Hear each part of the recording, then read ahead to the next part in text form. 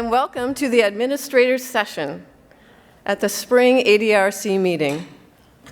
How's it going so far, everyone? And it's a long day. Good. All right. Well, when you have a minute, please take one of our many QR surveys. We have the QR code up here for the Administrators Session, but please take a moment and give us your feedback. We'd love to hear from you. It's our first ever hybrid conference, so please give us feedback on how we can do it better or whatever you want to say. So thank you. Today I have the pleasure of introducing the moderator of today's session, Ari Bhaumik. Ari has worked with the Michigan ADRC since 2007 and has been the Michigan's Center Research Administrator since 2016. Ari's expertise is in clinical research protocol management and working with cross-generational populations. And as you'll see in a moment, he is an excellent communicator. Please join me in welcoming Ari Bhaumik.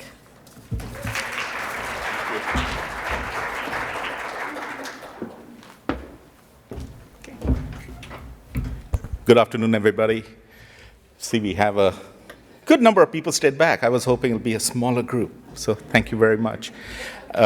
This is going to be fun because I've never done one where I had two screens in front of me, so I'm just going to look down here a little bit while we go. But thank you again for coming here, and it's been, 2.5 years since I've actually had an in-person conference, so really glad to be able to be back out there.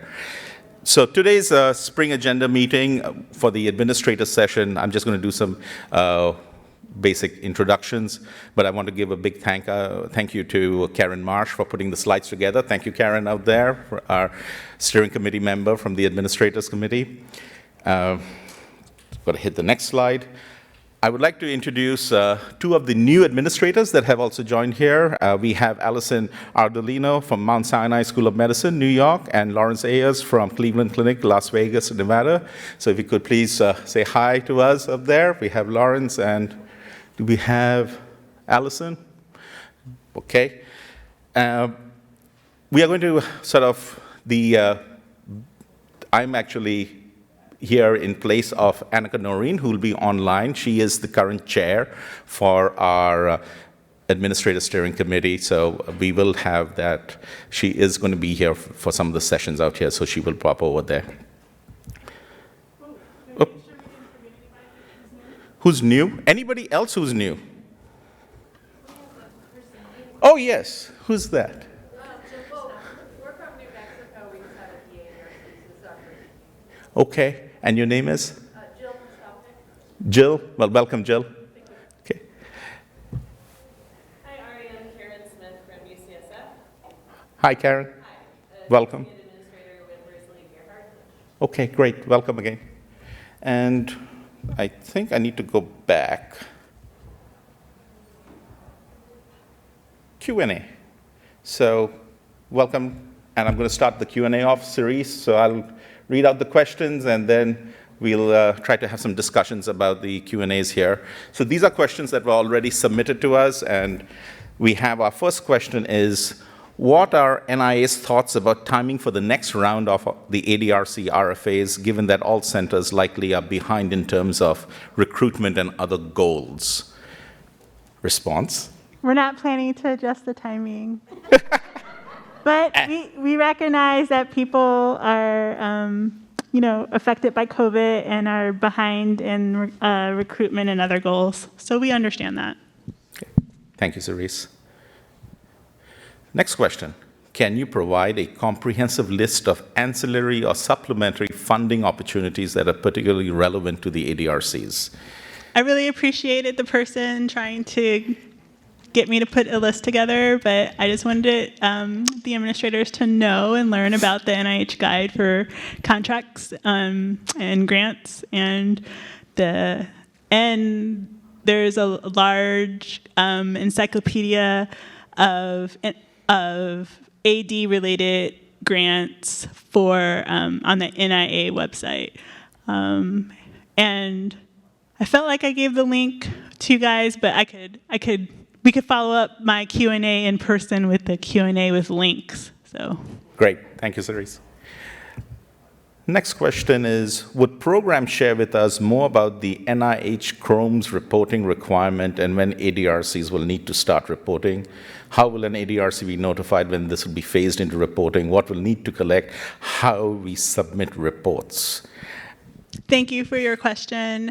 The first question is that the first answer is that the CROMS reporting is specifically for the National Institute on Aging, so it's not an NIH requirement.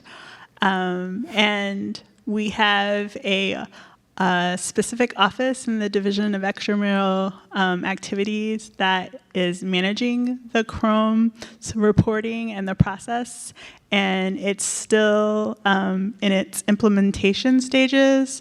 And I know that some of the administrators have reached out saying that, all of our other awards are supposed to be, doing CROMS in March, but we're a little behind in rolling that out.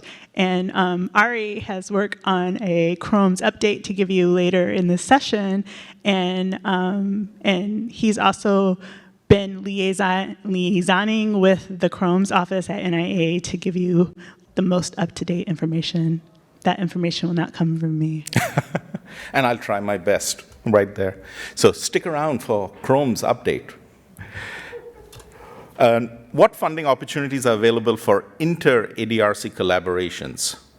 Yeah, we have a collaborative R01, and it's the Notice AG 21035, and it was just re-released, and I think it's good for 7 more cycles. So please take a look at that notice and write to us about how you want to utilize that notice. Great, thank you.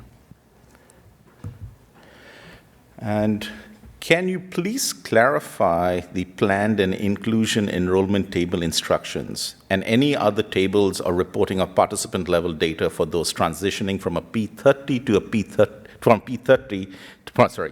P50 to a P30 grants? The instructions were not clear or specific about how old P50 participants should be included in both tables and anywhere else in the RPPR in terms of reporting.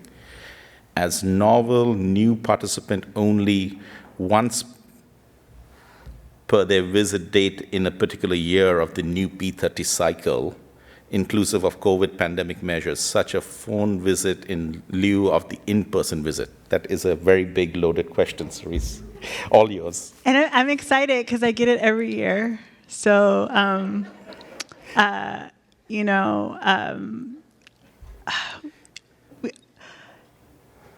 the answer is very center specific. I feel like pre-pandemic, I had one-on-one meetings with everyone during the transitions and things like that to try to talk about these tables.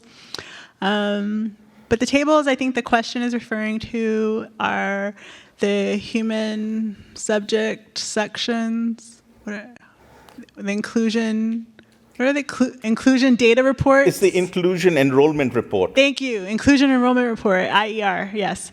And what's the main important thing about this table is that when you put in your competing application, you're telling the reviewers the size of your clinical core and what your potential over the 5 years of your planned enrollment. So that's the planned enrollment of that part.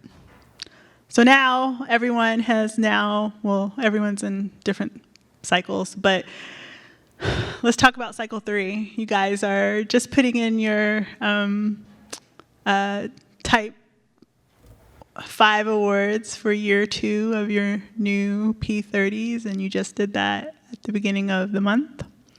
So this table will give me a cumulative report